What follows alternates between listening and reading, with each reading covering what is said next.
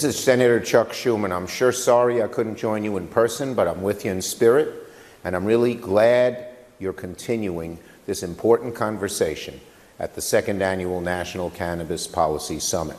Our system of government works best when states are allowed to serve as the laboratories of democracy, as Justice Brandeis said. Many states have chosen to legalize the recreational use of marijuana, and that's a choice I want to protect. So last year, on April 20th, I introduced legislation to decriminalize marijuana at the federal level, giving the states the freedom to be those laboratories of democracy. When I first came to Congress in 1981, only 1 in 4 Americans believed marijuana should be made legal. Today, that number has climbed to nearly 2/3, a record high.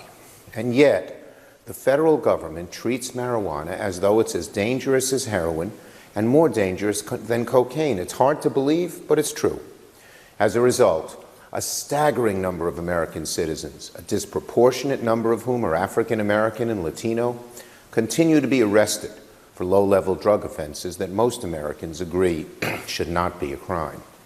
But we are living through a sea change on this issue. The public is increasingly in favor of moving our country towards the sensible treatment of marijuana in our law books. Our job now, together, is to harness the momentum and build a coalition of engaged Americans and lawmakers who support the decriminalization of marijuana at the federal level.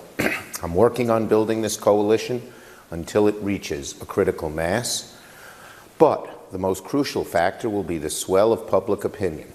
As Americans continue to make their opinions known on this issue through their voices, their votes, and their activism, I believe, truly, our country will move towards equitable and rational marijuana laws. Thanks, and have a great rest of the conference.